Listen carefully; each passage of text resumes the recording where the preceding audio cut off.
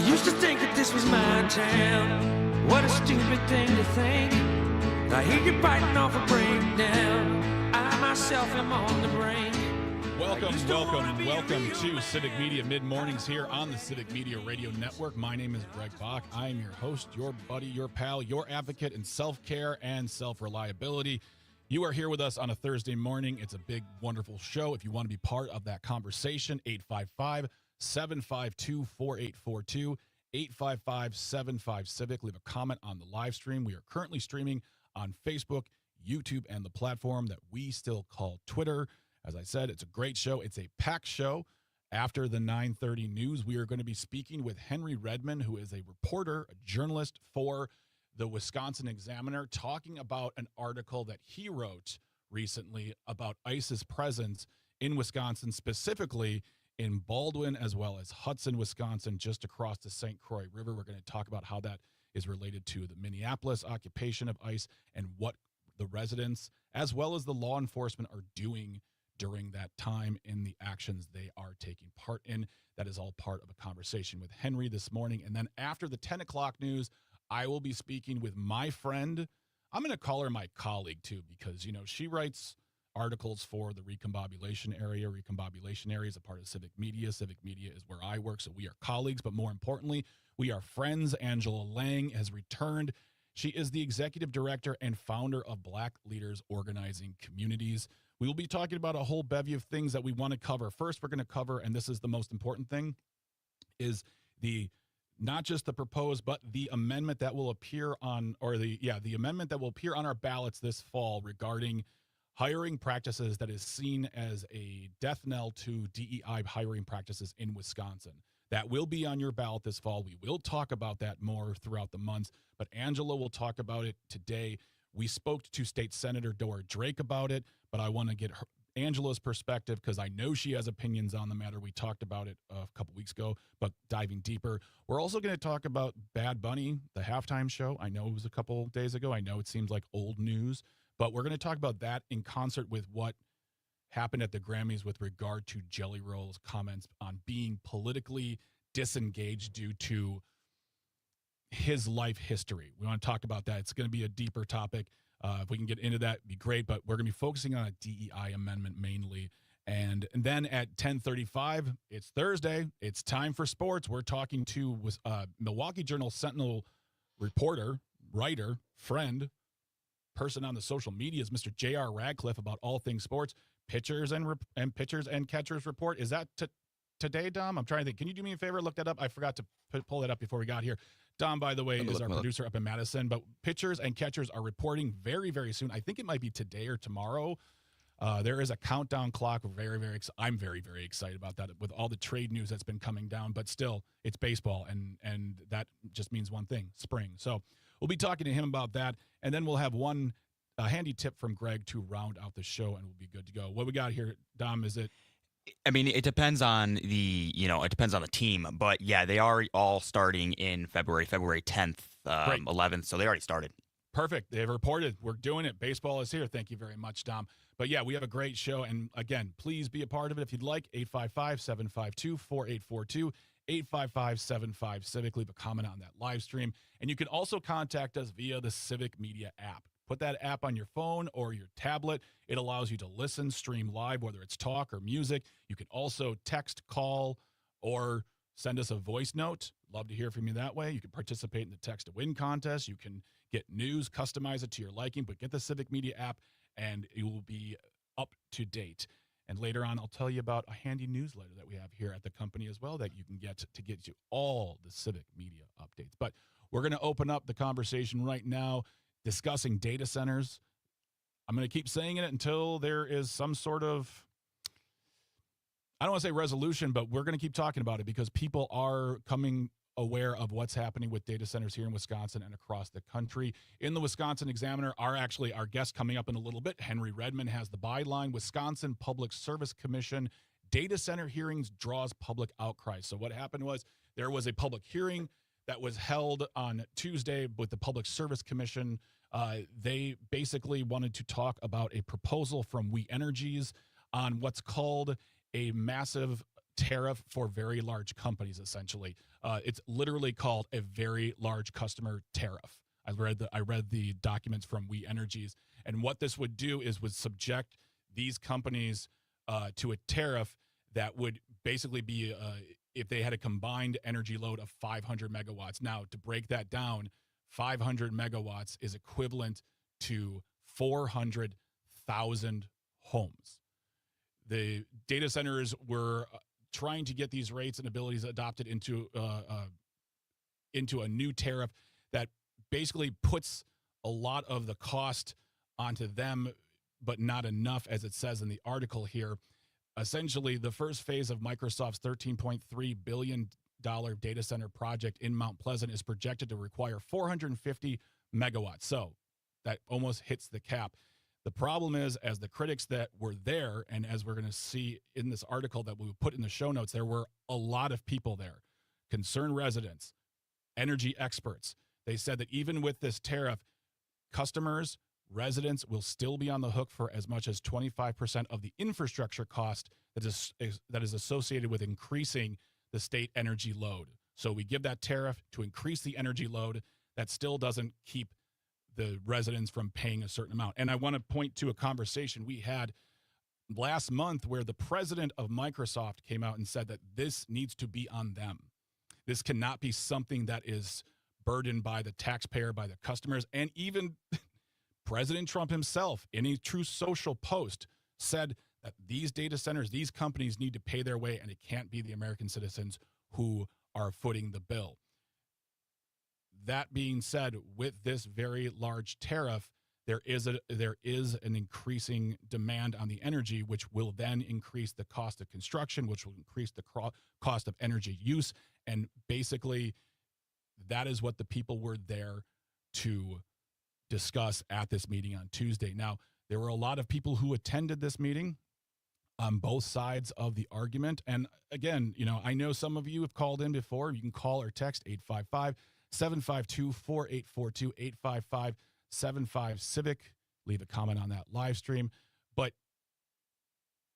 we have people saying that this is an unfair rule that is going to directly affect the people, even though it's being proposed as to put more burden on the company. It says in the what would be equivalent to the legislative documents. Chris Larson, he is a state senator from Milwaukee. He said, quote, the worry and fears transcend political divides and income brackets. Residents and small businesses alike fear that these data centers will fundamentally alter and potentially destroy our Wisconsin way of life, and with good reason. The scale of the proposed development is unprecedented. We are seeing these go up at a major speed, if you will. They're being developed, they're being proposed, they're being passed, and we're seeing groups like No Data Center DeForest going into meetings and demanding that this does not happen. And this point of the Wisconsin Public Commission, the Public Service Commission is presenting what could be another roadblock for folks like that. We talked to Tricia from that group, and we talked about the fact that people can see these types of measures from huge companies being massive roadblocks to make people say, well, there's nothing I can do about it. It's We Energies. It's Microsoft. It's the government. What can I do? And there was, I think, and this is very important to echo here, the concerns of a man named Ted Craig. He's a Milwaukee resident. He said that basically that the Public Service Commission is acting as a rubber stamp, that they are going to be taking in all these findings. He says that they have 1,000 people testifying with the best evidence and arguments imaginable. And the Public Service Commission sitting there checking their boxes, they will end up giving We Energies whatever it wants. I say that because I know it seems daunting to you folks out there, folks who are concerned about this, but I want to present to you No Data Centers DeForest, the people of Caledonia, many other areas around the state who have stood up and said to their local leaders, we do not want this. People standing up to the Public Service Commission saying, we need more transparency on this. We need better options like renewable energy, because the fossil fuel costs of building this, along with this push to keep green energy alternatives from not just existing, but excelling here in the state, I don't want you to think that you are up against a giant wall. You have a voice. You can do something about this. We have, I'm going to keep saying it, elections coming up this year, folks running for the job, people who want to represent you. This is something that, while it's something that gets me very upset, because I don't want to see individuals who are feeling like they have no voice. And again, no data centers DeForest. They made their voice clear. They made it clear, and DeForest is not getting a data center. We didn't talk about this because it was happening the night of the interview, but they voted down the measure to have the data center there. And I think this is the time where we talk to our leaders about things like this, where we're giving massive, massive swaths of energy to these companies, allowing them to hook onto our utilities. And we will foot that bill to a certain extent. We will see those costs go up. And we can't have a public service commission that's just going to listen to everyone, 1,000 people, and then one big business says we want this, and they say, yeah, go ahead. We'll find out more in May, because the decision on the tariff will be decided at that point. But, folks out there, it's very, very important to me that you hear these things, because we talk about the folks standing up against them. We talk about the bills that want to create transparency.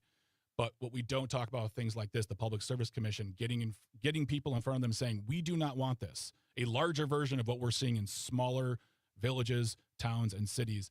And we want to make sure that they are listening to the facts and being held accountable to what the decisions they make, because this could be massively expensive. It will be massively expensive. And while I appreciate what the president of Microsoft said, I think it's very, very important that it's implemented. They foot the bill, they handle the cost, and we do not have to see our energy prices go up any more than they already are. I've seen ours in my home go up quite a bit this year, and this will make it even worse.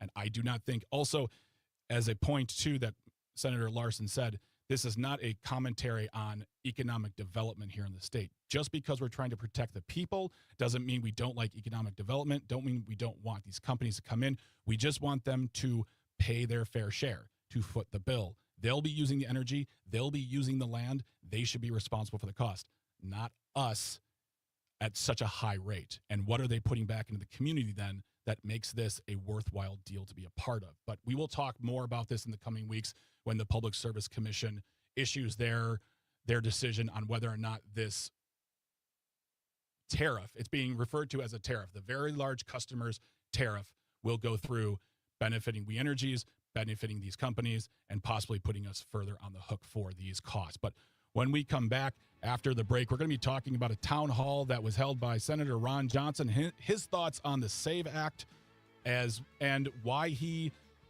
may not have all the information correct based on the questions he got. And we got some facts for you on that as well. But don't go anywhere. When we come back, we'll be talking more with Henry Redmond from Wisconsin Examiner. Don't go anywhere. Stay tuned. Stay close. You are listening to Civic Media Radio Network. But wherever you are, I hope that road leads you home again to the world we want to live in, to a world you want to live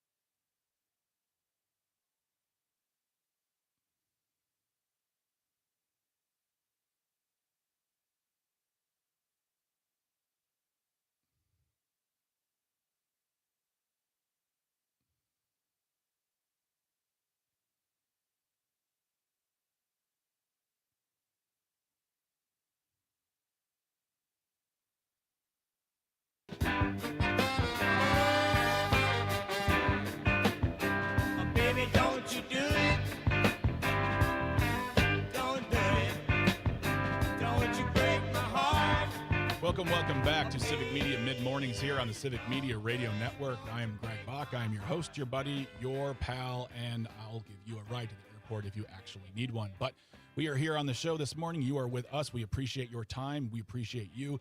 Get in touch, 855-752-4842, 855-75-CIVIC. Leave a comment on the live stream. We are on Facebook, YouTube, and the platform we still call Twitter. Still ahead, Henry Redmond from the Wisconsin Examiner discussing his article on the ice presence in Minnesota and how it pertains to an ice presence in Wisconsin across the St. Croix River. And speaking of Minnesota, I just want to say this really quick. This just came over my phone here, and I wanted to look it up. And we'll talk about this more another time. But according to U.S. Border Czar Tom Homan, he has announced that they have made, quote, success and arrests for public safety is down. Threats to public safety is down, and therefore they are going to be ending the surge in Minnesota. This is something they have put out, information. The surge of the federal immigration enforcement in Minnesota is concluding. He says that this is in concert with discussions had with local law enforcement. The winding down also has the stamp of approval from Donald Trump. So Tom Homan, U.S. Border Czar, says that the surge in Minnesota is coming to an end. More information as we find out. Last week, he announced they were getting rid of 700 agents. Now they're saying this operation will be coming to an end. So I don't know if we'll be able to discuss that with Henry because I don't know how much information he will have, but I wanted to put that out there. I'm sure you'll hear that throughout the day. Just wanted to get that to you. But, yep, we'll see what happens. I think it's good, but I want to see more details on what's next. So really quick here, Wisconsin State Senator Ron Johnson held a telephone town hall, 2 days ago, and he answered a bevy of questions, a bunch of topics. I wanted to take the time we did have right now and focus on one topic because it's something we've been discussing a lot, and we're going to be discussing tomorrow as well, and that is on voting rights and the SAVE Act. He got questions from folks on the phone asking questions about the SAVE Act, which, in my opinion, seeks to restrict a lot of voting, will make it more difficult, specifically for married women. It will put a lot of undue burden upon people with regard to paperwork, documentation. And he answered a few questions, and I'll just give you a few examples. Wendy from Milwaukee, she said how the SAVE Act could be enforced at the state level. He was also asked by a gentleman in Madison whether voter ID requirements impose an undue cost. And then another caller noted that the law would make voting harder for Americans lacking specific documents. Johnson's response was, he says, what it does, it's pretty simple. It says constitutionally you can only vote in federal elections if you are a citizen. So it just reaffirms that you have to prove your citizenship once you're registered. Voter ID, which is very popular nationally, about 80%. He's not wrong. It's a popular topic. But there's a bigger conversation beyond that. 80% of Americans agree and support voter ID. And he goes on to say, I still do want states to be in charge of their elections. That was a story we talked about where he bucked up against a comment from the president saying that they needed to nationalize them. He goes on to say, but that doesn't mean the federal government shouldn't have basic standards that states have to follow in carrying out federal elections. All that being said, those are his answers to the questions. This story in the Racine County Eye, which, by the way, is a great publication. Racine County Eye does amazing reporting. Support your local papers and websites because they are doing the good work here in southeastern Wisconsin. They went on to say what the facts actually were, and that is the SAVE Act would require specific forms of proof for citizenship to vote in federal elections. And I want people to pay attention to this because if this goes through, this is what we will be required to have. A U.S. passport, which fewer of half of Americans have and which costs $130 as of this moment, doesn't mean it won't go up. A birth certificate plus a government-issued photo ID with matching names, which nearly 70 million married women don't have because they took their husband's surname. Also, military service papers, which are not standard ID and often contain sensitive personal information. They went on to say that despite Johnson's claim that voter ID is broadly supported, support often drops once the requirements, costs, and access barriers are clarified, not to mention the true reasons for them. There is no evidence of widespread non-citizen voting in federal elections. A 2020 CISA report and multiple studies have consistently found fraud rates are vanishingly low. Vanishingly low. We'll put that story in the show notes because it gives all of the points they make out there and all of their sources. This is a big topic, and I wanted you to hear that because that's the list of things you will need if you want to vote. $130 sounds like a poll tax to me, if you ask me, but I don't know. I'm not a lawyer and I'm not a politician, but there are also many other questions he talks about. Immigration, he talks about that. He talks about healthcare. He talks about filibusters, judges, and the Epstein case. All of that is in that article. I beg to you, look at that and then look at how they are pointing out that what he is saying is not exactly true. Jeannie from Eau Claire is on the line right now. Jeannie, you got very, very little time. What would you want to say this morning? How are you? Hi. Thanks for taking my call. Yeah.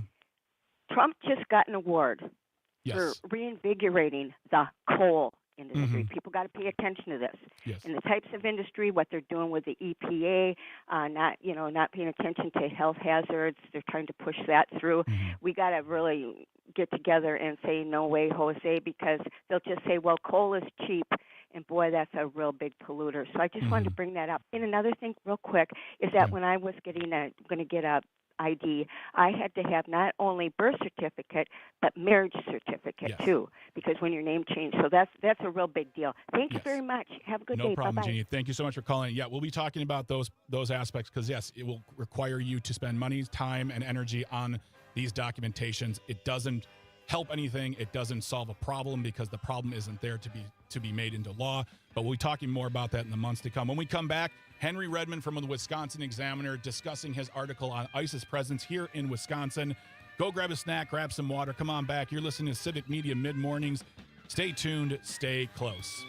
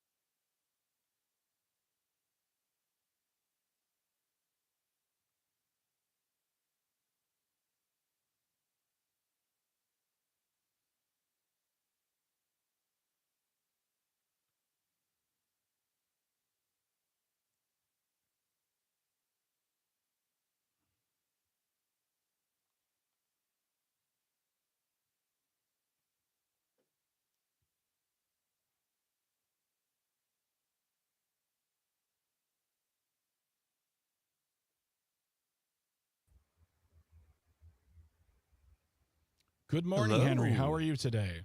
Good. How are you?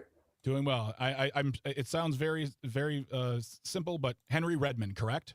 Yep. Just want to make sure it's not Reedman. I don't know. Who knows? And we actually opened up the show talking about your article you put out 2 days ago about the Public Service Commission.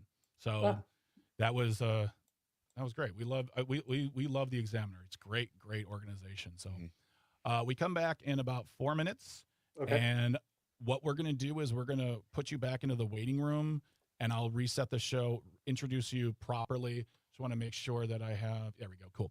And then we'll go right into it. But Dom, who's down here, he's in Madison right now. He'll be giving hand signals towards the end of each segment. If you're talking and he does this signal, that means you just need to wrap up. We have hard breaks, so I never want to interrupt a guest and be like, stop talking. So, yeah, other than that, we're good. Do you have any questions for me? I mean, I guess just sort of if you have anything you'd like to focus your questions on, like what you're planning. It's overall just the contents of the article itself, the start of the article, like them coming here. I do want to touch on the fact that, and if you want to just put this in the answer, that ICE in Wisconsin is nothing new. The story came out, but I want to make sure people understand that this is not like they didn't just get here. But we'll start very much there, and then we'll move on. I've got, the what is it doing to the neighborhood? How is it dividing the neighborhood? And I do want to touch on the economic impact that you wrote in there as far as small businesses and employees. And yeah, it'll go from there. We're basically just going to cover the article for people, and then we're going to put it in the show notes, and they'll be able. So basically, you'll be reporting on your report. Perfect. Yeah. Yeah. I won't go into like, I won't bring it into like, what do you think, Henry? It'll be very factual, and you're just gonna be talking to me about the article. So we should be good to go. All Great. right, we got about 2 minutes. I'll put Great, you thank you very in the much. showroom. All right, we'll talk to you in a little bit.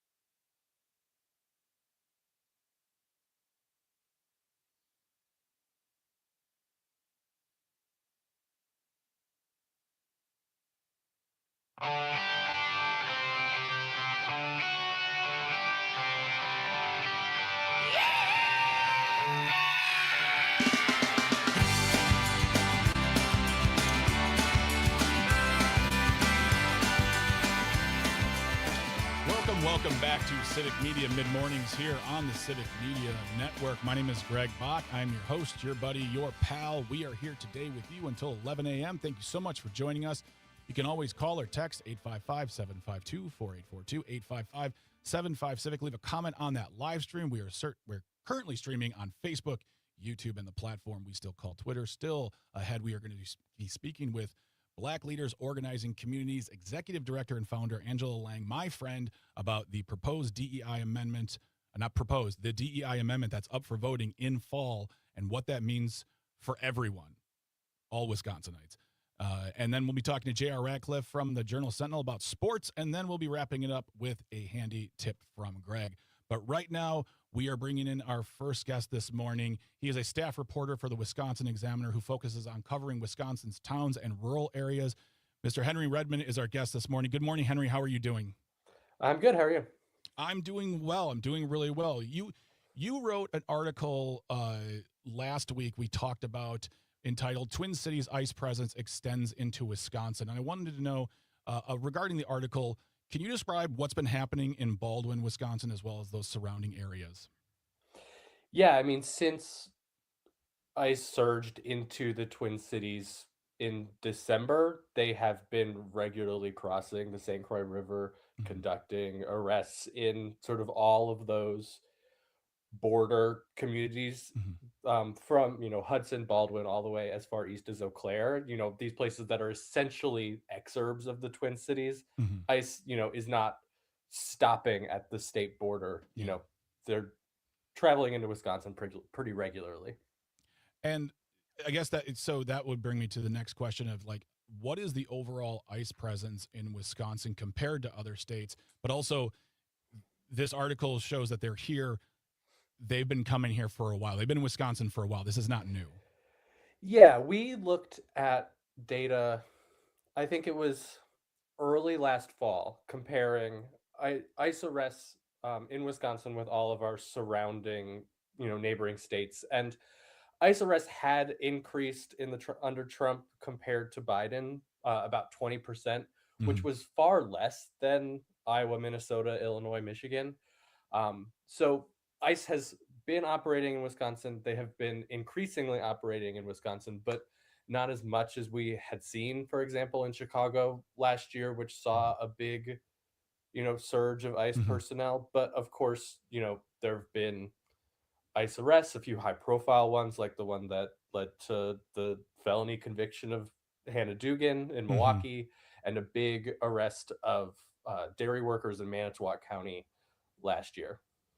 And the in one of the articles, I think it was the one regarding the 20% rise, it said that in Iowa it went up 293% now because they're there as much as they are. But why do you think they are crossing the border? Why do you think they're crossing the border here to Wisconsin during what's now apparently going to be shut down according to Tom Homan? But why do you think that is? I mean, I think it's just proximity. I mean, Mm-hmm. Western Wisconsin has a sizable Hispanic community, dairy farms and Mm-hmm. Ashley Furniture and all sorts of, small to medium sized kind of manufacturing businesses, Mexican restaurants in Baldwin last week. The raid included a Mexican restaurant. Mm-hmm. Um, you know, they're trying to bump up those numbers. Yeah. So it's 45 minutes from the Twin Cities to Hudson. Like might as well swing across the border. You're already in the area. Yeah.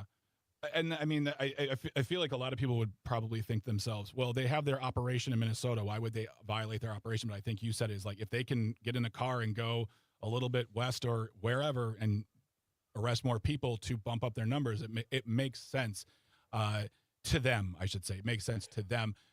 What have you been hearing from the community? I mean, in the reporting, it's very clear there are opinions on this matter. But what is the climate, the temperature like in these communities right now with this happening? Yeah, I mean, I think you touched on it a little bit there, but even though these communities are so linked to the Twin Cities, people work in the Twin Cities, people who work in these Wisconsin communities live in the Twin Cities, they Mm-hmm. shop there. I met people in Baldwin who said they got healthcare at the VA hospital where Mm-hmm. Alex Preddy worked. Yeah. There's like they get Twin Cities TV news, but for a lot of the Trump voting section of this very rural conservative county, it feels separate.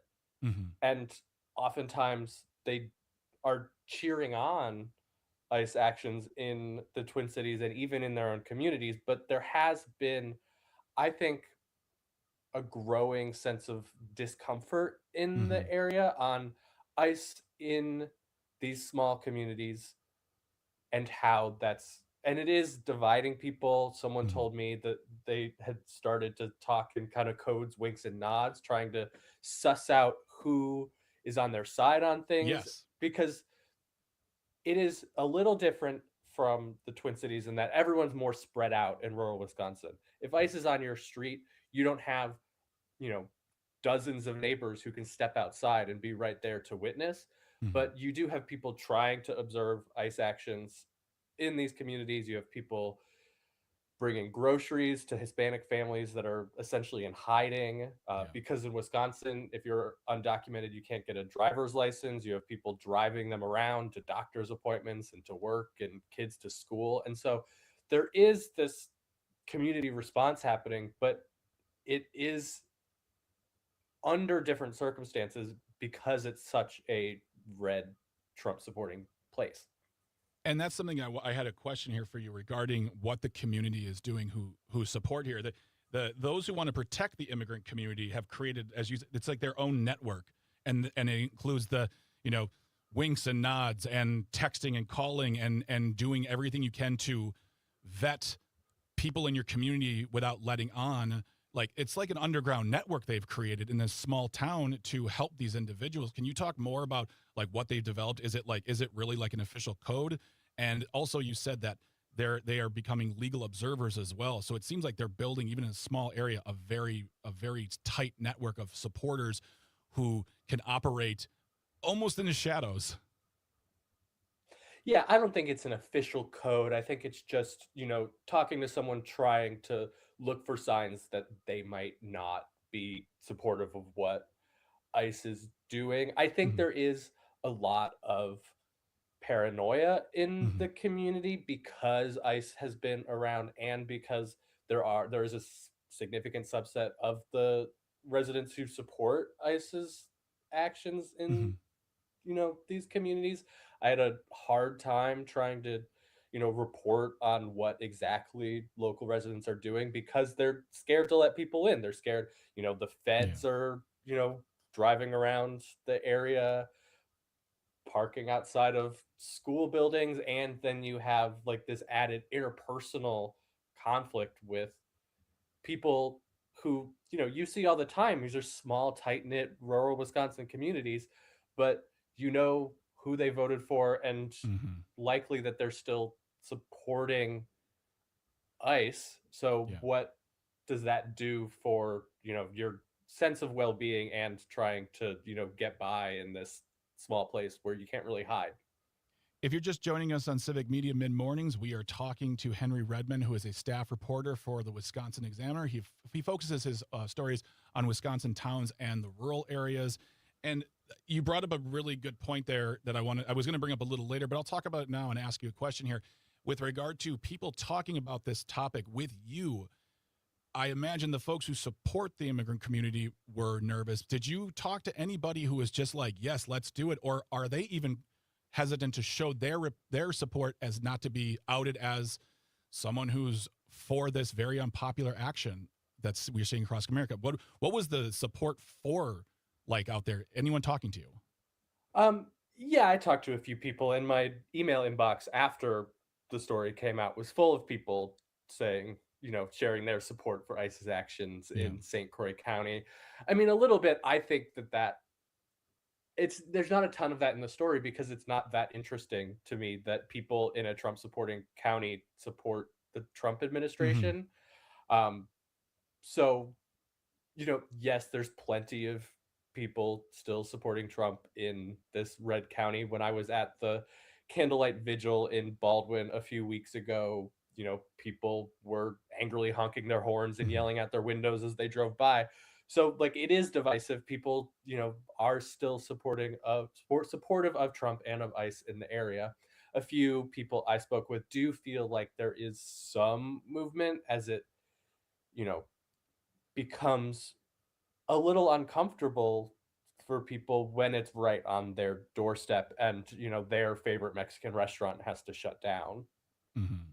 And that is, I think that's an important thing you just brought up there, and I wanted to write that. I wrote this down because I thought it was, apart from the mental, and for some people in this article, spiritual problems this is causing for them. This has an economic impact on the community because employees and small businesses are being directly affected, which directly affects the communities. Can you speak more on that as well, as far as who they're arresting, where they are arresting them, and what has happened because of it? Yeah, it's restaurants, Mexican like Hispanic grocery stores, and I in my reporting learned that a handful of gas stations had to shut down in the Baldwin area. The Hispanic grocery store, restaurants, Thai and Indian restaurants, even Mm-hmm. not just Mexican, and these small communities, there's only so many businesses, and the ripple effects can, end up being quite large when, people aren't going to work or businesses aren't open. Yeah, yeah. Um, with regard to, like when you look at the communities, the Twin Cities versus Baldwin and Hudson, and those, they're very, very small communities. Do you believe that maybe one of the reasons why they chose to come into these areas is because of small communities? They're not able to organize the way the Twin Cities are. Like you said, people on corners taking video, making themselves known, versus these smaller communities where it's a lot easier to come in and arrest people because there's not a lot of folks out there, and folks do support this. Do you think that may be one of the reasons why they chose these small communities? I think that could be part of it. I Mhm. I spent a lot of time talking to people on how they're thinking about response and supporting Hispanic communities in Western Wisconsin, specifically because it's more difficult and how the strategies by necessity have to change.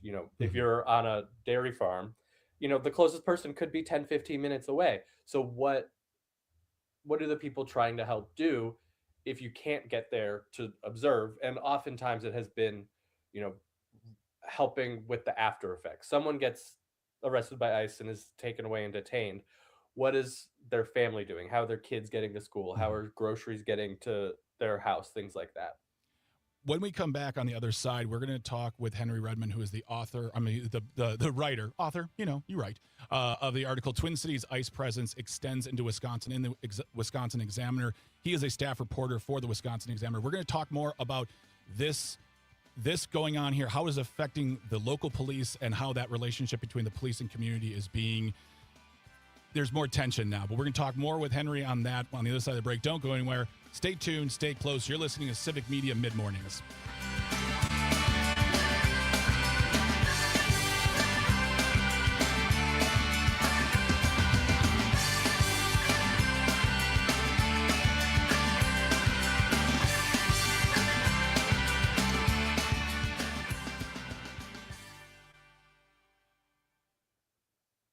Okay. All right. We are at a break right now, and we'll be coming back in a few minutes. When we come back, I'll just reintroduce you. We're not going to put you back in the waiting room. You'll be right here. And then, I want to jump right into the relationship between ICE and the police in that area, and then the relationship between the police and the community. And I think between those, we can that's 7.5 minutes. We'll be able to talk about that kind of thing, because I got follow-ups as well. But yeah, this is great. Any questions, things for me at all? No, no questions. Did you see, I had a short story yesterday about the Barron County Sheriff and ICE. No, I didn't see that. We could talk about that too. Yeah, I think it's worth mentioning. Yes. The Barron County Sheriff posted on Facebook. ICE was in Barron County and causing a lot of ICE is there, and then people are reacting and calling the sheriff's office trying to figure out what happened. And the sheriff on Facebook is saying, you shouldn't trust the media. You should only trust the ICE narrative on its own website. Okay. Which is laughable, but I think goes to how law enforcement in Wisconsin is kind of responding. Yeah. And I know that there is a bill that was trying to be passed, and it may have passed. There's so many bills right now in this legislative session, with it being so short, where that was going to force the sheriffs to work with ICE, and if they didn't, they would lose shared revenue. I think they backed off of that. They did. Okay, great. And I'm glad you didn't bring it up, because there's so many stories that have happened, and I talked about it a couple weeks ago, and I was very surprised by them. But okay, yeah, we can open with that, and then we'll move into how the community is, how ICE is working with the police, their statement on not being involved yet versus being there, and then how that essentially affects the community. So great. Perfect. Mm-hmm. All right. We got about it. And then I'm just going to be a little careful on this section, because there's stuff that I know and have been working on reporting, but have not yet confirmed. You talk about whatever you want to. I'm not going to make you. I'm not gonna be like, you tell me, Henry. Give me the scoop. Yeah. No. You're all good. You're great. All right, cool. We come back in a minute. Oh, and then really quick, I'm sorry, one more thing, Henry, before we go. After we're done here, just let's meet back after the interview, and I'll tell you what you need to do next. Pretty simple, but I just don't log out immediately. Okay.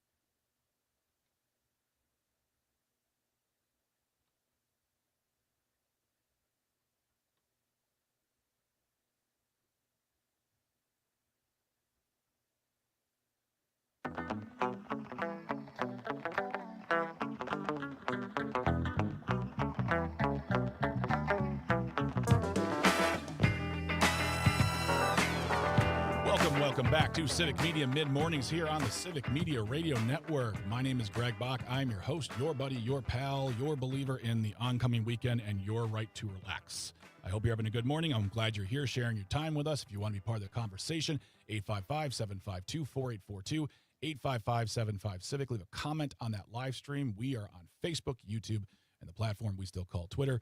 Angela Lang still ahead after the 10 o'clock break, talking about the DEI ballot measure in the fall election, and then we'll be talking sports with J.R. Radcliffe. But right now, we are continuing our discussion with Henry Redmond, who is a staff writer with the Wisconsin Examiner. He put out a piece last week regarding Twin City or ICE's presence in Wisconsin as it in concert with their, which will be now being ended, their presence in Minnesota.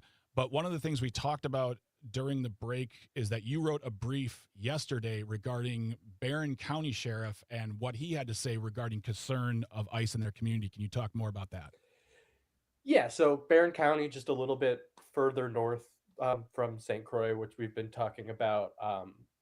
ICE was in Barron County last weekend on Sunday looking for some people that apparently they were unable to find. Mm-hmm. This caused, a kerfuffle in the community of people trying to figure out what's going on. Yeah. And the sheriff posted on Facebook essentially saying, like, do your own research. Don't, just believe the headlines about ICE, saying, you should get your information about ICE activity from the ICE website and the people they say they're apprehending, which, the Trump administration has been saying, since last year, we're going after the worst of the worst. Mm-hmm.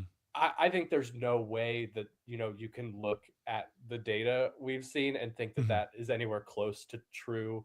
CBS News earlier this week, looked at the data and found that less than 14% of the people arrested by ICE have been charged or convicted of violent crimes. Mm-hmm. Data from Wisconsin showed mostly, people they've been arresting here has been, people who have been charged with but not yet convicted of crimes, often not violent crimes. Mm-hmm. And if you're picking someone up before that process in the county circuit court is over, this county circuit court system doesn't get to conclude its case, which, especially if it's a violent crime, leaves the victims hanging on getting, real closure on that case. Instead, this person just kind of disappears into this federal system, and then the locals don't really know what's going on. I mean, the sheriffs across Wisconsin have signed up for cooperating with ICE. They've signed these 287G agreements to essentially make deputies ICE agents in all but name. Yeah. But I don't think you can say that.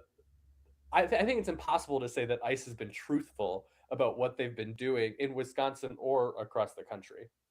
I mean, I think from my opinion standpoint, it's a lot of what we've seen regarding the administration on the whole. It's a lot of show. There's not a lot of planning. It's about shock and awe and look what we did, and then worry about the details later. And that the 287G program is something that was brought up for a possible bill to force sheriffs to work with them, as you mentioned during the break. I believe it backed off, which is good because there was a punishing factor in there. But talking about the police.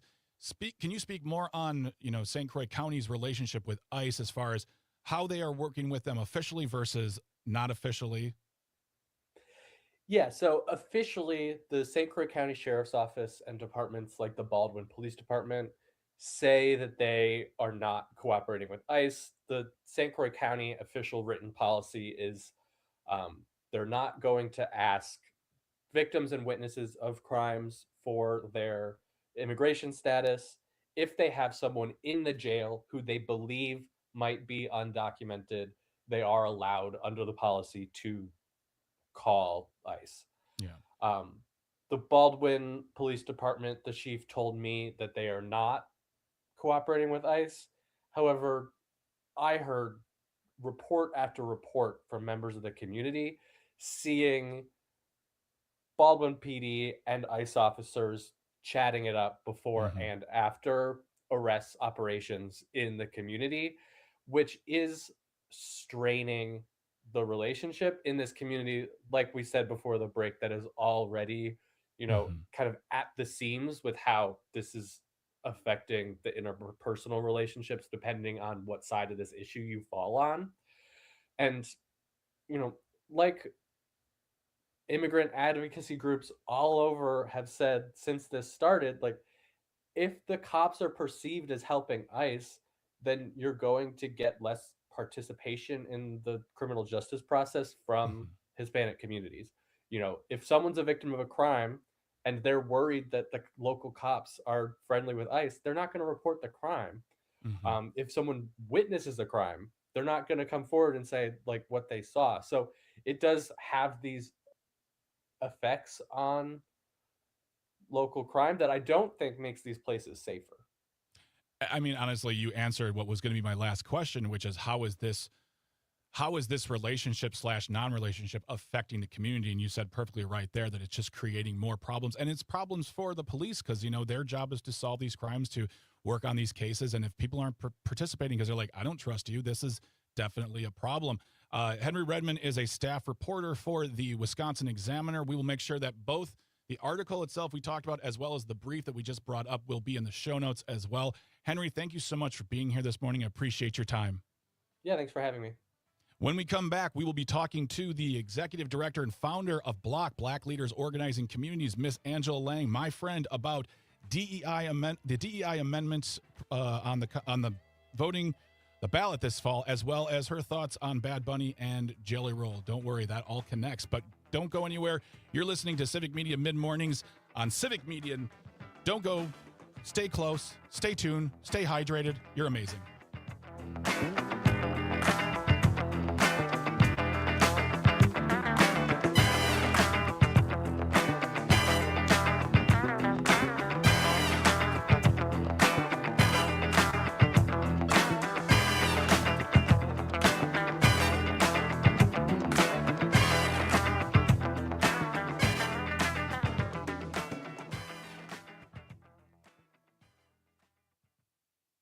All right. Oh, there we go. All right. Thank you so much, Henry. Appreciate your time. Yeah, I love the articles. I mean, I cover your stuff a lot because I think you guys at the Wisconsin Examiner do a really, really, really good job. And hopefully we can talk sooner than later about other articles coming down the road. Yeah, I'm still working on this Western Wisconsin stuff, so there will be more coming. Great, excellent. So what's going to happen is we're going to put you back into the showroom, the waiting room area, and we're just going to let your audio and visual upload to the best quality. You can turn your camera off. You can go do your thing. You're good. Just don't click out of stream. Or actually, I keep on forgetting this. So if you look at the bottom of your screen, there's an orange box there with an arrow pointing to your right. You can actually click that, and it will upload in the background, and that way you don't even have to be in the stream anymore. So you're all good, sir. I appreciate you very much. You have a good weekend. Great. Thank you. All right. Take care, Henry. Bye. Bye. All right. Alrighty. Put the banner up. Cool. Yep.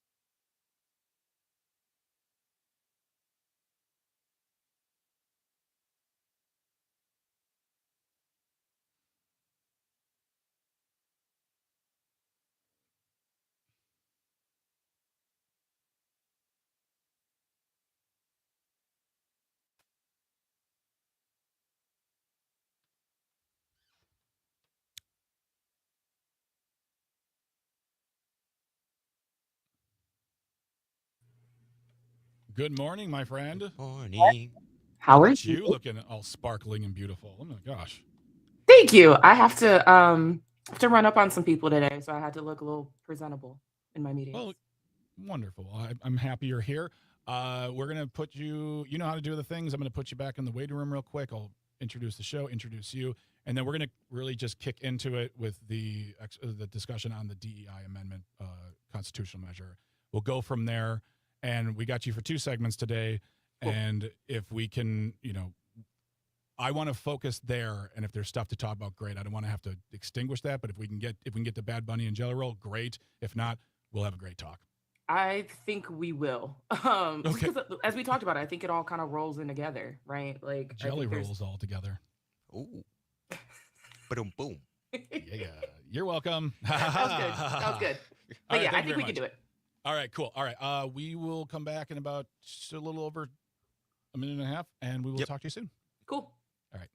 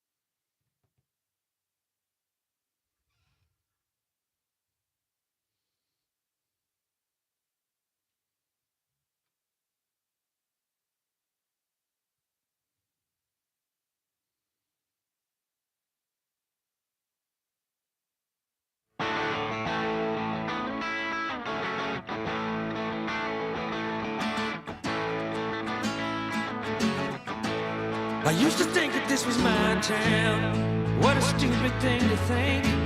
I hear you biting off a breakdown. Welcome back to Civic Media Mid-Mornings here on the Civic Media Network. My name is Greg Bach. I am your host, your buddy, your pal, your confidant. I'll keep your secrets. You are listening to us this morning. We have a great show still ahead. After the 10:30 news, we'll be talking to J.R. Radcliffe from the Milwaukee Journal-Sentinel about all things sports. Baseball is coming.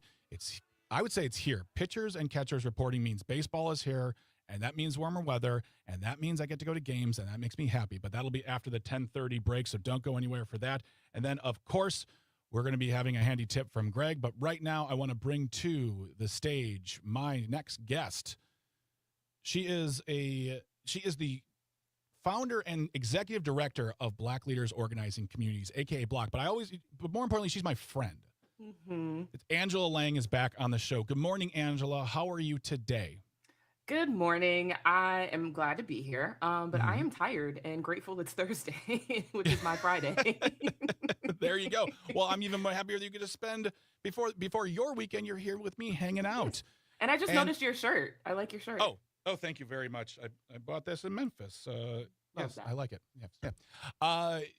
So you were here a couple weeks ago, and one of the things we discussed, and we couldn't get into it deeper, was the amendment proposal that will be happening in fall regarding DEI hiring practices and the outlawing there in Wisconsin. We touched on it briefly. We then spoke to State Senator Dora Drake about this, but I want to get a fresh perspective, start from scratch here. This will be on the ballot this fall for folks in Wisconsin to vote upon. When you saw this going through, what was your immediate thought on an amendment that seeks to, quote, outlaw hiring practices that favor or discriminate? On its face, it sounds good, right? We Yes. shouldn't be discriminating against people. That's why we have things like affirmative action. And, it's a thing that we've talked about. Hmm. But as I've been talking about this, it's the devil's in the details, right? Hmm. And you look at who is putting forth this. And let's just say these are not friends of diversity. These are not friends of things like affirmative action. These are, white men that basically are saying it is illegal to discriminate against a white man. We can unpack all of that. But I also think it's sending a dangerous message that is Hmm. trying to reverse any gains that we've had in the last several decades around diversity, and not just diversity, but like equity as well. And somehow these white men are framing themselves as the victims when really they're just mediocre and can't get hired. I would also say they're framing it as a matter of what you said. They're framing it as, well, this is just the right thing to do. And, Yeah. whether we're talking about voter ID, it enjoys a high percentage of support both sides of the aisle because it's always framed as, well, we're going to do this thing to make it better. How do you see the framing of this being the same old, and how do you go up against this when you're talking to people and really giving them the devil which is within the details? Yeah, I mean, I think one of the things that we have to do is what exactly we're doing now. It is February and we're talking about this. This is not an issue for some communities that you can kind of just go into who may or may not be paying attention to elections, may or may not know that this is on a ballot, and then may see it and say, oh, okay, well, this sounds good.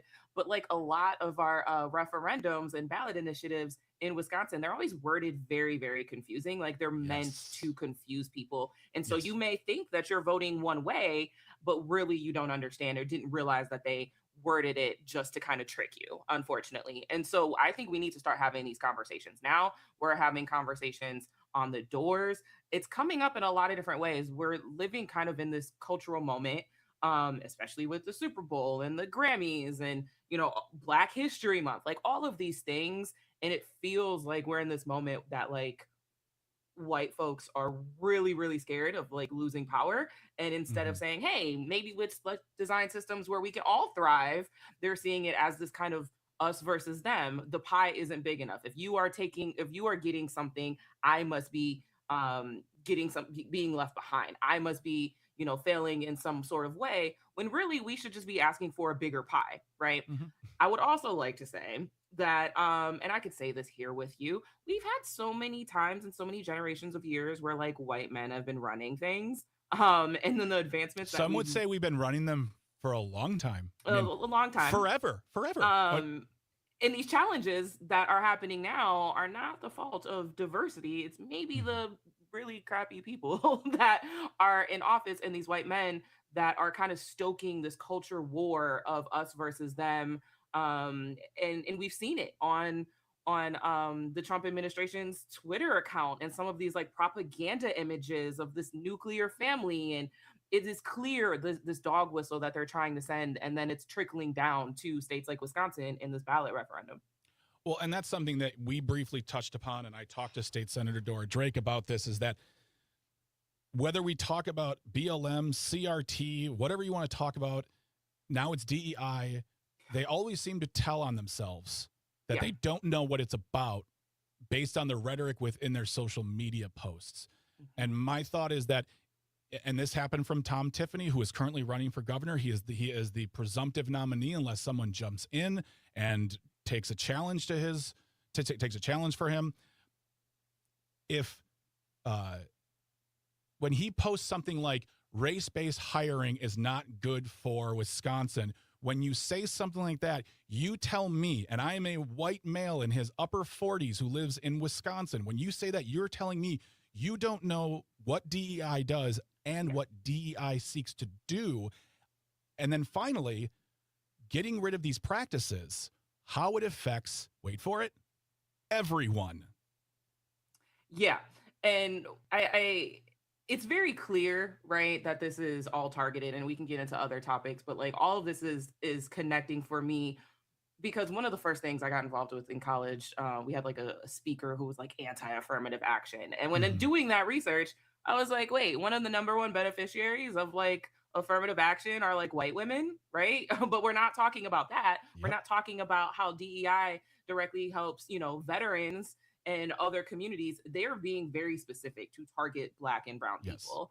And and again, this is on a national level, and we're seeing how it is being interpreted. And also, hey, if this is the theme and the orders from the Trump administration, what can we do to also amplify this locally? And this is what's happening. We're seeing people take books out of schools that Mhm. talk about diversity, and then now suddenly those same people don't know that Puerto Rico is part of the United States, right? Like all of these educational tools, whether it's CRT, diversity, all this, it's a slow chip away at the gains that we had of general equity, not just in Wisconsin but all across this country. If you're just joining us on Civic Media Mid Mornings, we are talking to Angela Lang. She is first and foremost my friend, but she's also the founder and executive director of Block, Black Leaders Organizing Communities, as well as a contributor to the Recombobulation Area. You can find her work at the Recombobulation Area by going to Civic Media as well. And I think, whether we spoke about it briefly yesterday about, removal of the panels in Philadelphia showing the history of slavery in that area specifically, that they're all being posed as this, well, we're trying to make history great again and make it less crazy and less bad for people. But when we say bad for people, we're saying we want to erase this history from being remembered so that folks who, not even nefarious folks, but just get people who are not comfortable talking about it, because it's a tough topic, then they're alleviated from any sort of responsibility of knowing, but it still doesn't mean it didn't happen. And this, I feel like, is just another piece of that puzzle. Absolutely. I think all of this is, quite frankly, just trying to center white people's feelings, right? Mhm. People don't like to have the uncomfortable conversations about the impacts of slavery, and how enslaved folks have not gotten any type of reparation. There is a certain level to which I understand, right? I think people have to unpack it, but I think there's a certain level of white guilt that makes people feel uncomfortable. That wasn't me. That wasn't Mhm. my ancestors. Why are you mad at me? When that Yeah. is really kind of the wrong kind of take for it. And instead of understanding, and I grew up in a world where we say, history repeats itself. That's why we have to talk about these things in the history books. That's why we unpack them. And whitewashing and sanitizing history doesn't erase it. It just makes people more comfortable to ignore it. Yeah. Um, Really quick shout out for there's chapters all over the country. If you are a white person interested in finding out more, Standing Up for Racial Justice, Surge. Yep. It's a group. It's for white people to talk about these things around white people, to be uncomfortable, to be angry, to feel your feelings, but to get the information. Yeah. I believe we need to understand our history to let go of that, what would be called white guilt. But Standing Up for Racial Justice, Surge, there are chapters everywhere. Find out one if you want to be a part of it, to learn more, to teach more. But I think that's a great resource for Absolutely. folks who are having these questions, white folks who are having these questions and problems, and they're having uneasy moments with themselves.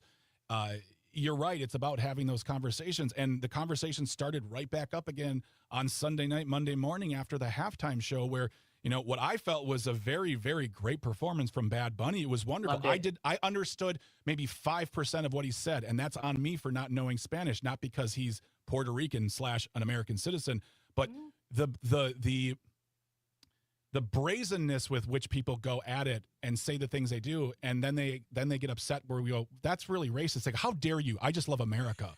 That's the problem too. Yeah. And I never understand that. I just love America. Then you also love the diversity and the fabric of immigrants and what this country was built upon, which is, enslaved labor, the indigenous community. Like, if you really truly love America, you would love all of its history, and you'd understand the diversity of it. I saw this on social media, so I can't take credit for it, but somebody was like, do white folks have an issue with the opera? Yeah. No, and I've never gone to the opera, but Italian, German, French, people love it. People get dressed up. They get dressed up in the ball gowns to hear people speak sing beautifully in a foreign language. And we're not having conversations about how that's un-American by even having these concerts in the United States. And so I think that's just another element that this is intentional. People can say what they want. Oh, I just love America, or blah, blah, blah. You are not keeping the same energy across the board for all immigrants. Are we mad when Canadians speak French? I don't think so. We are being very targeted, or folks are being very targeted and who they're trying to exclude from this country in these conversations. I think it's interesting you brought that up. I heard that as well. And I think, I saw a post that says, are you upset about, St. Patrick Day's parades? They're celebrating Irish culture. And I think that brings up a larger point that at one point there was a group of white folks who weren't white. And they sold out. I will say this. They sold out for comfort and acceptance and the ability to be part of society. But yet they are allowed to have their parades. They are allowed to show their culture. And they should. We absolutely should. That's a conversation I could talk to you about for a decade. But we get right back to here, the double standard, and this is good, but this isn't, and this is and when it comes down to this is what threatens my personal well-being and comfort, and that can't be part. Again, the facts do not care about your feelings. When we come back after the break, we're going to talk more with Angela Lang from Block. We're going to be talking about the comments from Jelly Roll at the Grammys regarding being politically disengaged and how that connects to all this conversation. But if you want to be part of it, give us a call, 855-752-4842, 855-75-CIVIC. Cindy, on the phone, I see you. I'll take you on the other side. Don't go anywhere. But you are listening to Civic Media Mid-Mornings here on Civic Media. Stay tuned, stay informed, stay close. I know you're tired, you ain't sleeping well. Uninspired, likely mad as hell. But wherever you are, I hope that road leads you home again to the world you want to live in. To a world you want to live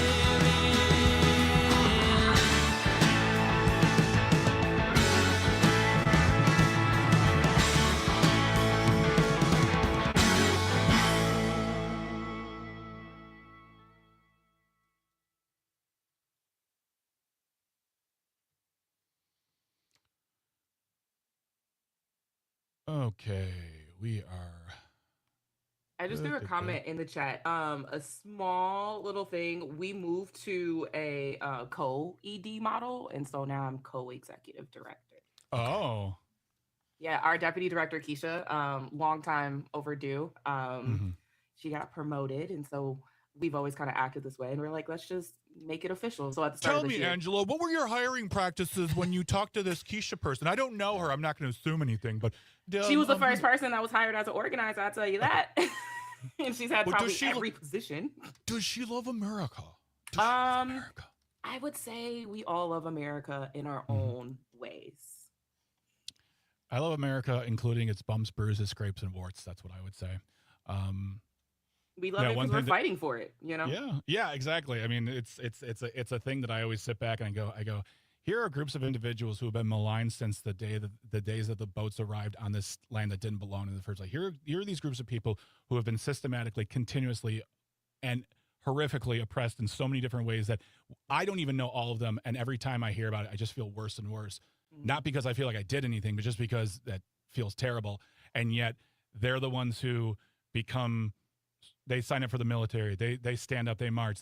It's yeah, I don't know. Come back in about a minute. We'll reintroduce and we'll go right into Jelly Roll and talk about the Grammys, and we'll get your thoughts, and then we'll be good. Cool. Yay. So, and then we'll meet back here afterwards. Cool. All right. Talk to you in a bit.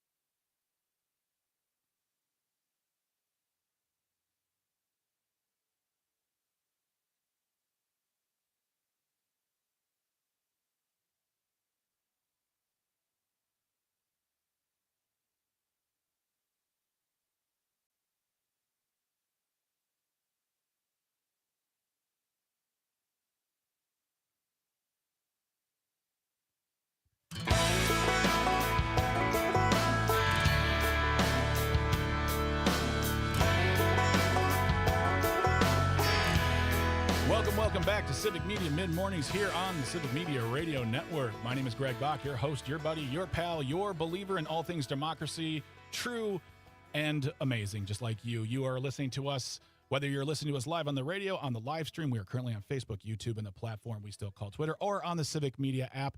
Get that Civic Media app if you don't. For free, can stream us anywhere in the world, be a part of the conversation. You can call or text, but it's great to have you here this morning. My guest is Angela Lang. She is the co-executive director of Black Leaders Organizing Communities. I was corrected during the break because you are co-director along with a longtime colleague, Keisha. I don't know her. I've never met her, but congratulations to her. And as you said, it was a much overdue promotion. So Angela is here today. We are talking about the DEI constitutional amendment that is going to be up for vote this fall, what it means for all people, not just folks who are affected by DEI hiring practices, but also the search for trying to figure out, I guess, how do we love America and show our true colors and be proud of ourselves without folks walking in and saying, you can't be that proud. Don't be that proud. Mm-hmm. Be proud the way we tell you to be proud. And we were discussing Bad Bunny and the halftime show. And before we get into where I want to go with regard to Jelly Roll and the Grammys, Cindy has been on the line for a little bit. She has been very patient. Cindy, good morning in Appleton. How you doing? Good, thanks. Well, first let me start out by saying we are all immigrants on stolen land. Mm-hmm. And Angela, I was down at the event last Sunday with Aham Omar at the Islamic Society. I was very heartwarmed to see the attendance of especially white faces in the crowd. So I'm hoping that's a good sign. Agreed. It was a great event for folks that may not have caught it. There was a faith community unity event that was hosted by the Wisconsin Muslim Civic Alliance, and they brought Congresswoman Ilhan Omar, and there were several speakers, myself included, talking about how we stand with Minneapolis, but also in this moment we stand with each other. And so it was very diverse in speakers and really great crowd. Yeah, that's wonderful. Great. I love that. Thank you so much, Cindy, for calling in. We appreciate you. One of the things I wanted to talk to you about when I saw it immediately was the fact that at the Grammys last week, Jelly Roll, very popular singer, rapper, performer, kind of one of those guys who seems to be the light in the room because he's so excited and loves life, made a very interesting comment at a press conference after the fact that he stays politically disengaged for good reason because, quote, he is a, quote, dumb redneck, and that he, because of his history of being in jail, being addicted to drugs, those are the reasons why he believes no one wants to hear his story or opinions. He did say that he will be speaking out soon. I have a feeling, I'll bet money it's in the form of a song that will say we just need to get together and love each other. We're all one. It doesn't matter where you come from and what you vote for, but that's beside the point. My point to you, though, Angela, is I know how I feel, but I want to know how you feel when someone who has such a rich history comes out and says, well, those are the reasons why you shouldn't listen to me. I think it's harmful and dangerous to kind of imply that anybody that has a similar upbringing or similar trauma or similar background is, too dumb to comment on current events. And I also don't think you have to know the ins and outs of policy and be in the weeds. Right is right and wrong is wrong, right? Like when we may have different interpretations of what that looks like, but when you see these images, whether it's coming out of Gaza or Minneapolis and people literally being shot in the face. And we can go back to Trayvon Martin, like all of these things you don't need to be an expert in to speak out. And when I saw that, I can't say I was really surprised because I think I'm like, that what a privileged thing to say. And I watched the Grammys for the first time in years because I had beef with them when Kendrick lost to Macklemore many years ago for a rap album. I've since forgive the Grammys. But Macklemore also said, "I don't deserve this." He did. He immediately was like, "This is weird." But so, and I think there's something to be said there about like this idea of like privilege. But when I watched it, I saw Jelly Roll win whatever award he won, and he's giving his speech, and he's very excited, and as everybody should be. And not my cup of tea. I'm not a religious person. But he was going on and on about Jesus and religion, which is like good for him. And I think a lot of folks were like, if you can be very outspoken in your beliefs around this, you clearly have a platform. It doesn't, you can't say, oh, no one wants to listen to me, I'm a dumb redneck. Then why are you preaching about some of the other values that you have? And I think it's just a very privileged standpoint. I would love to be in a position where I don't have to speak out about these things that are happening to me and my community. Well, I mean, also when you look at it too, like, first of all, calling yourself a dumb redneck, I'm not going to tell you what to live your life, but the history of people in that area, the Appalachians have a history of fighting tyranny, fighting oppression. So saying I'm a dumb redneck is disservice to your kin, my friend. Also, your religious values should dictate how you treat other people. Also, drug policies affect people you know, affect people like you if you weren't famous. So the fact that you're saying you're disengaged because of those reasons, I find it irresponsible. But on the other side of the coin, you've got someone like Sydney Sweeney saying, I'm not going to be political. No one cares. You have a platform. If you have politics, look, I might not agree with you, but you should stand up and say something. When you stand back and go, I'm this, therefore I can't, then you are alleviating yourself a responsibility and doing exactly what you said, Angela, just there, is exercising your privilege. I mean, I think it's kind of peak this idea of once you make it to a certain, you climb that ladder, you pulling it up, right? Like, especially in regards to Jelly Roll, like, you were locked up, dude. Like, mass incarceration is a thing. Drug crimes are a thing. The war against drugs are all a thing, and you were trapped in that, right? And now you're just like, oh, well, I made it here, so I'm not going to speak about any of my folks that are maybe continuously be incarcerated or still deal with these challenges. I think it's something you said too, and we'll wrap it up with this, is the fact that, you don't have to know every single piece of policy, be deep, nuanced, a wonk on things, but the things that affect you, you can have a passion for and fight for from a personal standpoint, which makes the story more legitimate and the fight far stronger. And I await what his message is going to be. Again, I think it's just going to be a song saying we need to get along. We do need to get along. I agree with that, but we need to do more encouragement. Exactly. Angela Lang is the co-executive director and founder of Black Leaders Organizing Communities Block. Their website will be in our show notes. Angela, thank you so much for being here. Enjoy what is now the beginning of your weekend. Yes. Thanks so much for having me. No problem. I'll talk to you very soon, my friend. When we come back, Sports Talk with J.R. Radcliffe from the Journal Sentinel here on Civic Media Mid-Mornings. Don't go anywhere. Stay tuned. Stay informed. Stay close.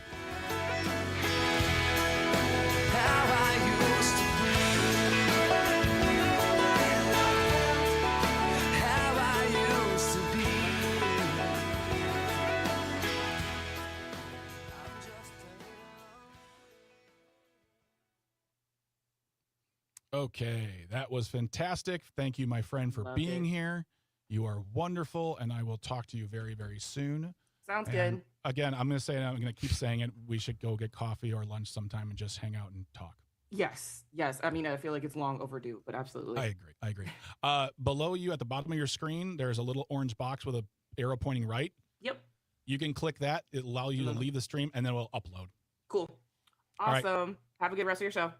You have a good weekend, buddy. See ya. Good weekend. See y'all. Bye. All right. And Mr. J.R. Radcliffe is here. What's up, man? Nothing much. Nothing much, man. What's going on with you? I did not see any. I saw. Okay, yeah. We can kick it off with the Brewers. And, yeah, if you want, or we could just do Olympics. Like the Brewers, there's not a ton going on, but okay. Let's kick it off with Olympics, and then we'll go into Brewers, and we'll do that, and then okay, we should be good to go. All right. All right, we'll talk to you in a few minutes. And Dom, if you're feeling so inclined, you can play some late 90s rock. I was going to do that, or I have Olympic music. I want. No. JR's here. So is there a certain bit? No, it's fine. We could do the Olympic music. That's fine. Do you want to hear Breakfast at Tiffany's or? Oh no, that some Vertical Greg. Horizon. Greg, come on, Greg. It doesn't sound like you want. Have I led you to believe that is my brand of 90s rock? The melodic, whatever that is, pop music? Come on. It started with hard music like Lit, and then it turned into Vertical Horizon. I did not say that I was a Lit guy. That was you. No, I'm not a Lit guy either. No. Lit. No. I think a bunch of guys heard Maynard James Keenan from Tool and like, I can sing like a tenor. I'll sing like that too. And everyone just starts sounding like that. Like, I'm telling it like this. And of course, the GOAT, Mr. Scott Stapp. Maynard did not invent tenors. No, he absolutely did not. But I think that sound popularized in rock music, especially among like the Stained, they'll use the tenor and then the scream, and it's just like, oh my, you guys. I'm all for feelings, but man, y'all are feeling your feelings too much. Oof. Oofers. Okay, we come back in 2.5 minutes. Yep, we'll talk then. Let's have fun.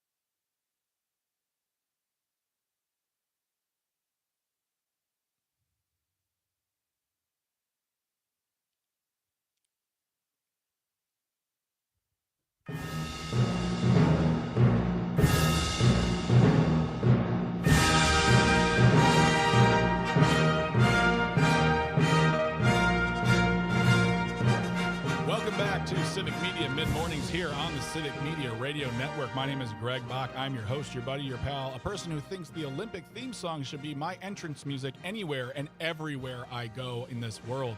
You are listening to us right now, whether you're listening to us on the radio. Thank you very much for being here. On the live stream, hello. We are streaming on Facebook, YouTube, and the platform we still call Twitter. Or if you're listening to us via the Civic Media app, get it now. It's absolutely free. You can put it on your device, whether it's your phone or your tablet. You can call, text, leave a voice note. You can be a part of the conversation. You can enter in contests. You can also take us anywhere in the world and stream music or talk. You can also, finally with that, get news. Customize it to where you live and what you want to see. It's always being updated, so get the Civic Media app today and be a part of our world, because we want you in our world, because we love you.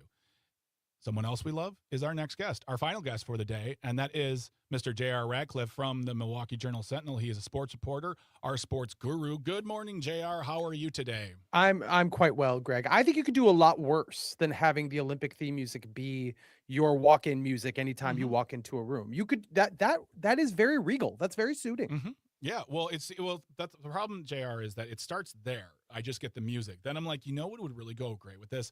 One of those George III long flowy capes. And then I demand that. And then I demand a crown, of course, then a scepter, the doy. But then it really gets off the rails when I demand monies for people to carry the cloak cape behind me so it doesn't touch the ground. It spirals away. So I don't think it's a good idea. Yeah, I think it's much better if you are adorned as a Winter Olympian. So you're gonna have to wear one of those like skin tight suits, or like just have skis on. I can see the danger here. This is where things probably get off the rails a little bit. So I see how you're looking out for that slippery slope. No pun intended. Wow. Okay. Speaking of the Olympics and that wonderful, what we call in the business, a segue, we're talking about the Olympics. We are into the first week of it. There's been well, I don't want to, Lindsey Vaughn's accident is nothing to, and I'm not making light at all, but that was a big news story. But one thing that's really been taking off, and this makes me happy as I'm a huge defender of this sport. I said sport. Curling is getting a moment in the spotlight, as if to say, not your dad's curling anymore. Yeah, we've gotten silver medalists, a couple of competitors from Duluth, Minnesota, I believe. The Coreys, both first named Corey. They took silver in the mixed doubles competition. That was pretty cool. Up against Sweden in the championship game. They had a nice little run. And that was one of the stories of the Olympics, but Wisconsin got its day in the sun yesterday. Yeah. What is today? Is today Thursday? Wednesday. Jordan Stolz from Kewaskum. He's 21 years old. It's going to be, we came into the Olympics thinking he would be one of the stars of the Olympics. And so far, so good. He competed in the 1,000 meters. He blew away the Olympic record. He crushed the field. He absolutely did everything that people were hoping to see there. He comes into this. So gold medalist, one of the 4 gold medals that America has won, at least as we're talking here Thursday. I guess I don't know for sure what's happened this morning. I might have missed one this morning, but Jordan Stolz could win as many as 4. Like he's got 2 more individual events. He will be favored to win those individual events. The 4th one is a little more chaotic. It's not, that one will be tougher to get. He could do it though. That has not, an American athlete has not done that in one Olympics since Eric Heiden, another Wisconsinite, back in 1980 when he won 5 gold medals in speed skating. So like we're talking about really heady, legendary stuff from this kid who's only 21 years old. Greater Milwaukee area, depending on how far you want to circle the Milwaukee. Kewaskum is on the fringe, but it's there. I mean, Canada, if you want, I'll say they can be a part of it too if they want. Yeah, it's just a suburb. The danger is if we go to Canada, we end up circling Chicago, and then Chicago starts to claim the space. So we're gonna No. keep it tight. We almost had 2 Milwaukeeans win a medal within an hour on Wednesday because Marcus Miller from Brookfield was in a doubles luge competition, and the Americans came out of nowhere to be first place after the first run. They ended up taking 6th. There was a second run. And the time disparity between like first and last place in doubles luge is like the snap of a finger. So it was tenuous, I guess you could say. But I thought that was going to be incredible. Like, oh man, so much Milwaukee in the Olympics right now. We didn't get the 2 medals, but Jordan Stolz is off to a really good start. Where we're at right now, I almost said Wisconsin. The United States has 4 gold medals, 6 silver, 3 bronzes. So a total of 13. We are currently in, I don't know how this works, but Norway is number 1 with 13 and Italy has 14. And I don't get how the Olympics work, but Go on. Do you have some insider information? There are many different ways to rank the table. We don't, Yeah. it's stupid.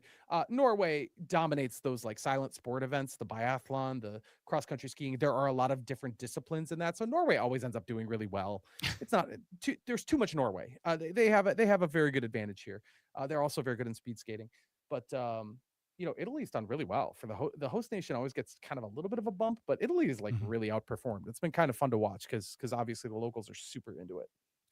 I want to go back to curling for a moment because I talked about this yesterday with Pete Schwaba that I feel like there's an understanding now what goes into curling. It looks cool. It's fun. There's this story that was in the paper that I saw, like people looking really cool in their curling outfits, curling clothing, curling garb. But it really bothered me that Jimmy Kimmel on his show was talking about curling and he referred to it as the least athletic sport ever. And as he's saying that, he's showing video footage of them playing where they're using their shoulders and arms and their legs, their whole body strength, but their shoulders and arms in a way that if any one of us even attempted to do it once, the next day we'd probably wake up going, I can't go to work. I can't operate right now. And I just feel like there's such, when it comes to the Winter Olympics, is this what you feel like the sports that are in there, people kind of say, how big of a deal? They're laying down on a sled and they're going fast. Nah, big deal. They're curling, not big deal. Like, what do you think about when you hear people kind of down the Winter Olympics versus what is obviously more popular Summer Olympics? I mean, I can understand the sentiment to some degree. A lot of these sports are sports nobody pays attention to for 3.5 out of 4 years. And I can understand why people are like, this is just weird. It is weird. Like there's a luge relay event today where at the bottom you have to like hit this sign that triggers a really loud noise to lets you know that your teammate now is supposed to take off at the top. Like some of this stuff is kind of like, did they just draw this on the back of a napkin or like make it up in their backyard? And it's cool. The athletes obviously do commit themselves to these sports and they are obviously very, very athletic. Many of them having to really fight and claw for like financing and sponsorships and things like that so they can keep going with this because it isn't a spotlight sport. With curling, I would say that if you look at old footage of curling, you see guys smoking cigarettes legitimately while curling. So like I get again that sentiment. Like with many sports, I would say golf and bowling are a couple sports like this. Over time, you want an edge. You want to actually be like a very physically capable athlete. That's what you see. The guys who are curling, like you said, those are not the curlers from 4 Olympic cycles ago or whatever. Yeah. Like this is a completely different, athletic expectation at this point. So is it the least athletic sport ever? No, I mean, golf is kind of not that super athletic, but like the greatest in the world, it seems like you can do it when you watch it on TV, but it's the disparity between the greatest in the world. Like they're so good. I would say that's the case with curling too. It looks like something you could do until you're actually out there doing it and you realize, oh man, I'm super duper overmatched. And why do my quads hurt? Because I'm walking on ice all the time. Things of that nature. Well, and I think that, that opens it up to the broader conversation of like, when you think of something like football, basketball, or baseball, when it comes to being great in those sports, it's a matter of honestly millimeter to get that ball in the basket, millimeter to hit that ball, millimeter to throw the football into the receiver's hands.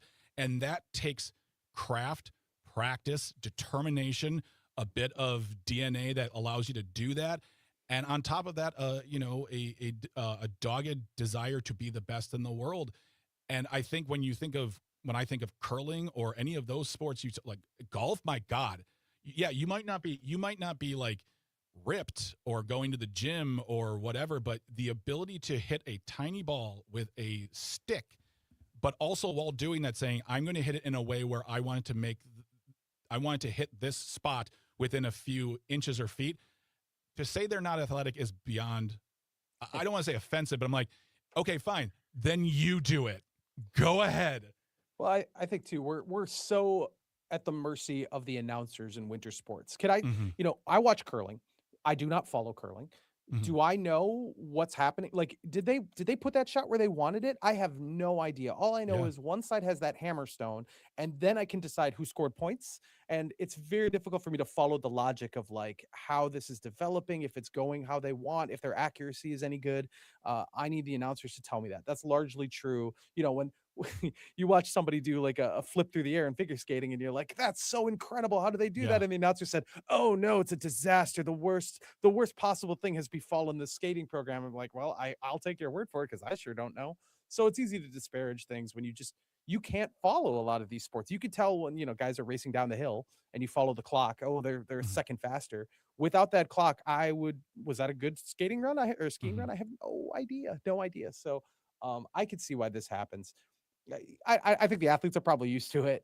Oh, They've heard God, this. yeah, They've heard this absolutely. time and time again. And honestly, they probably don't care. They're in the Olympics. That gold Mhm. medal, it's still gold. Whether or not you won it, running track at the Summer Olympics, or whether or not you got down the hill fastest on your snowboard, still a gold medal. Shines the same.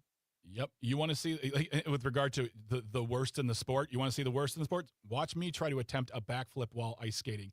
Watch me attempt ice skating. Let's start there. That's the worst thing that happened to their sport. But we are talking to J.R. Radcliffe from the Milwaukee Journal-Sentinel. He is our sports guru. And I know we have like a 35 days, 36 days before spring, but spring is here. Pitchers and catchers reporting.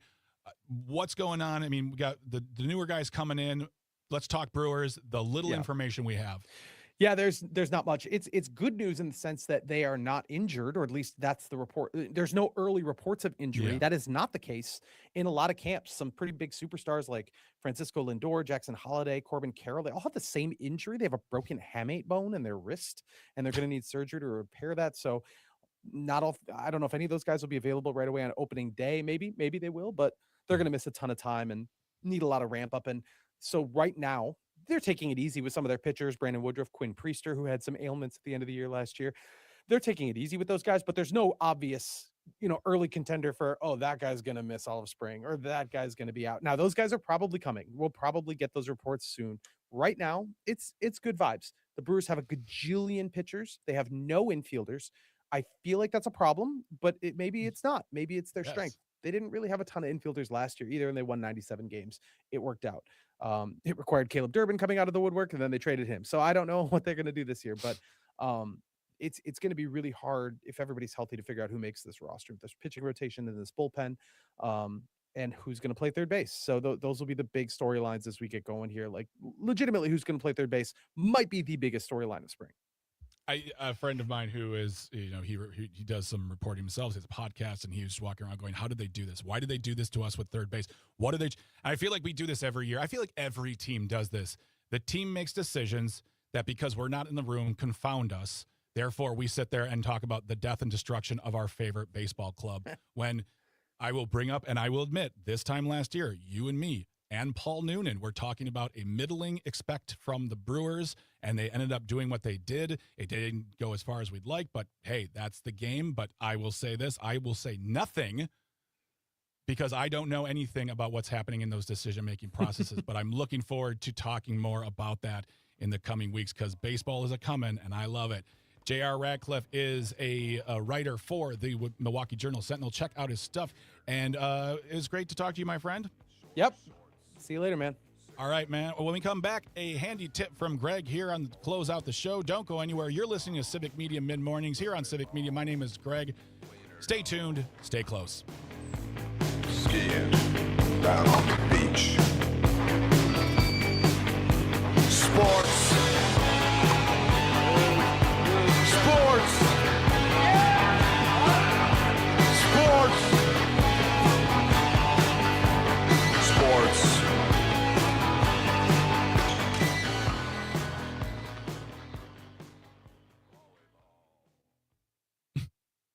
That was funny. The song faded out and you said volleyball. All right, sir. Didn't time that well. Thank you very much for being here. I appreciate you. I'll be in contact in the next few weeks, and we'll sit down and chat. But all right, sounds if you good. just want to click that little orange box at the bottom of your screen, you can exit and let it upload, and we'll see you soon. All right, see you later. All right, bud. Bye.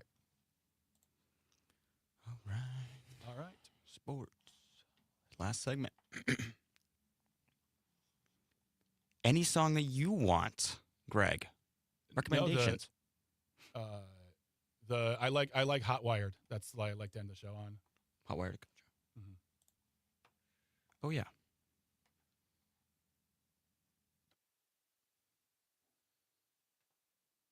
Would you play the studio version of it from the album? Yes, I can. Let me look at it. Let me look it up real quick.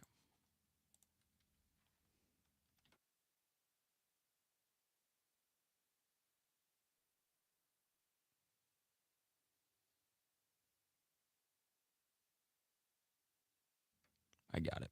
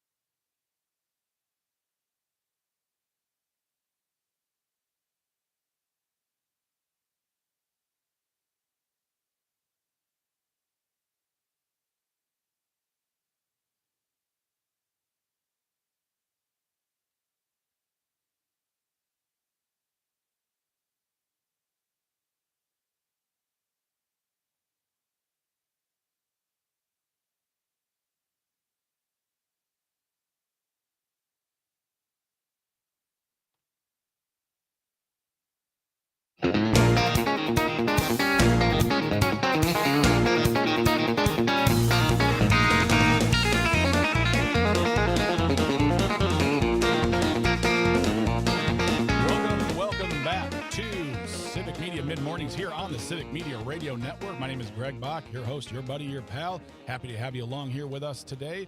If you ever want to get in contact with us, you can always email me, greg.bach@civicmedia.us, greg.bach@civicmedia.us, whether you want to send us a handy tip, whether you want to send us a story, a guest, we'd love to hear from you. You can do that, greg.bach@civicmedia.us. Tomorrow we have a very, very good show for you. We have Wisconsin Congressman of the 2nd District, Mr. Mark Pocan, here talking about his thoughts on why the Wisconsin State Supreme Court needs to work faster to approve or decide upon the Wisconsin congressional maps redistricting case, as well as his thoughts on ICE in Minnesota, as well as the Mega Act. A lot of great things we talked about with Mr. Pocan tomorrow in the first hour. And then in the second hour, he returns. We've not seen him in a while. Dan Schaefer, who is the political editor of Civic Media, also the founder of the Recombobulation Area, will be here discussing all things politics, probably talking about some news coming out of Madison regarding some bills and compromises before the legislative session ends for this year. Remember, it's a short work year, 8-9 whole weeks of work, 9-month vacation, 10-month vacation. Go for it. Good job if you can get it. But Dan Schaefer will be here talking with us, and we're going to have a really great time. So I hope you can be here and be part of the conversation. Now we're going to conclude the program with something I call a handy tip from Greg. The Angels showed up early for that one. Thank you, Dom. I appreciate you. So I was reading this article in UPI from a reporter we've talked about many times, Ben Hooper, and I'm going to use this story to tell you why I believe you should go after your dreams, because a serial Guinness World Record breaker has broken yet another record. David Rush, he recently recaptured a record by balancing a ladder on his chin for 19 minutes and 11 seconds. He has now broken yet another record of balancing a chair on his chin for 1 hour and 20 minutes. That is recapturing one of his previously held titles. That is Mr. David Rush, who apparently holds a ton of Guinness World Records. I'm using that to say this here. It's never too late. It's never too ridiculous to try to achieve your dreams. I know that's trying to be funny. I'm not kidding you at all. If this gentleman feels like he can do these things to get these world records, to get attention and do what he needs to do, I absolutely believe and I support your wanting to do whatever it is you want to do with your life, whether you want to go back to school, you want to take a new job, you want to maybe move out of the state or try something new. I think if there's a man out there who is balancing a chair on his chin for almost an hour and a half and getting kudos, coverage, as well as a world record from a very prestigious organization, that's no reason for you not to try something new. It doesn't have to be a big thing either. Try something small. You can do it. Don't let your age, don't let your height, don't let anything get in your way. Go for your dreams, achieve them, and I'm telling you right now, you can be there for it. Dom, that goes for you too, buddy. Yep, I'm trying to. I want to travel more. So that's there you go. That is what I got from that. And I do really want to travel more. I haven't been able to ever. So I think going out of the country would be something I really want to do. I'll tell you a small story that maybe help you with that decision, move you along the way. My mom used to always tell me, you can always travel, Greg. You can always travel. You can travel down the road when you have more money, more stability. I understood where she was coming from, but also, being told like, don't do it now, do it later. And then a couple of years ago, she had a moment where she said, I wish we would have done it sooner. And I wish we would have taken more vacations as family. I always thought there'd be more time, and there still is, but I think now is the time. Go for it. If you can do it, try it. Don't let anything stand in your way, especially yourself. Don't let yourself stand in the way of you, because you're amazing. And that's been a handy tip from Greg. There it is. All right, as I said today here, tomorrow we will be welcoming Congressman Mark Pocan to the show to talk about the case involving the congressional maps, as well as other topics going on here in Wisconsin. It's going to be a great conversation. We had a really good time recording that one with him, as well as Dan Schaefer from the Recombobulation area. Also, our political editor will be stopping by to talk all things Wisconsin politics, probably discussing the election too, because we got an election coming up this fall. I know, first time hearing about it, but I really, really appreciate you all being a part of that. And it's really been a pleasure being with you this week. It's been having a lot of fun. So please tell a friend. Today, I'll make an ask of you. Ask of you. Tell one person about us, Civic Media, what we're doing here, what we're trying to achieve. I'd love for you people to know about us. Come to the programs, bring their ideas, their thoughts. It all makes it better. You make us better, and we appreciate you sharing your time with us. But yeah, couldn't love it more. Now, I want to say some thank yous really quick. I want to say thank you to Dom up in Madison producing the show. I want to thank Tucker, our senior producer, for everything he does. I also want to thank our traffic department, our engineering department. All of those individuals make this show happen. Without them, I'm talking into a microphone that does not work. I also want to thank everybody who called, texted, left comments on the live streams. If I couldn't get to your comments or take your calls, I deeply apologize. Moving really fast today, but call back another time, and I'd love to have a chat with you. Without you, there absolutely is no us. Don't go anywhere, folks, because after us will be the Tom Hartman program from 11 to 2, then great programming. Again, you can download the Civic Media app and get that stuff wherever you are in the world. Thank you so much for watching, everyone. Have yourself a great day. We'll talk to you tomorrow. Remember, stay tuned, stay informed, and stay close. Have a great day, folks.